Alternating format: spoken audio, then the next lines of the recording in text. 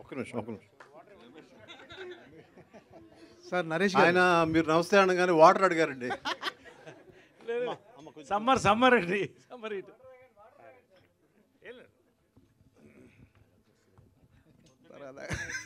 వీళ్ళు ఎవరన్నా ఏదన్నా అడిగినా కూడా మళ్ళీ ఇప్పుడు అనకండి ప్లీజ్.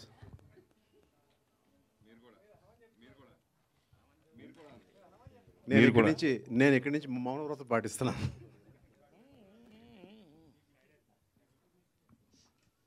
సార్ నరేష్ గారు, సార్ ఈ మళ్ళీ పెళ్ళి అనే సినిమా ద్వారా అసలు మేము ఏం చెప్పాలనుకుంటున్నారు? అంటే మీ లైఫ్ జర్నీలో జరిగిన ఇన్సిడెంట్స్ దీనికి ఏమన్నా ఇన్స్పిరేషన్ ఈ సబ్జెక్ట్కి, ఈ కథకు పర్టికులర్గా ఎంఎస్ రాజు గారినే ఈ కథకు ఎంచుకోవడానికి రీజన్ ఏంటి అసలు ఈ కథ?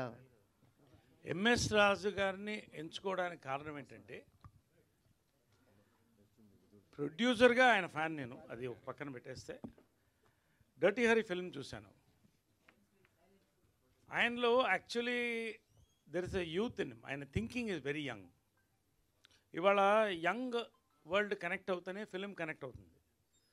తర్వాత కాన్సెప్ట్స్ అనేది బోల్డ్గా ఉండాలి. నేను ఇంతవరకు చెప్పేశాను అది. ఇవాళ nothing is out of the world ఈ సినిమాలో. వరల్డ్లో today what are we seeing, we're going to see in this film. సరే, ఇది పక్కన పెట్టేస్తే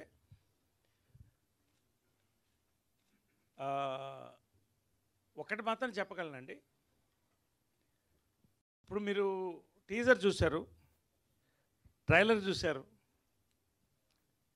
రేపు సినిమా చూడబోతున్నారు. ఇప్పుడు I don't want to reveal much about it, because ఇది నా ఒక్కడిదో ఆమెదో ఇంకొకటిదో అలా కాదండి. It's connecting to the entire world. అది కాన్సెప్ట్. అది దాన్ని బోల్డ్గా చెప్పాలి. ఏదైనా కూడా బేసిక్లీ ఒకటేంటండి, it's not about the concept. ఇంగ్లీష్లో సామెత ఉంది, everything is fair in love and war అని. నా మనసు క్లియర్గా ఉన్నప్పుడు, నా మైండ్ క్లియర్ ఉన్నప్పుడు, love for a profession, love for a person, love for what ever,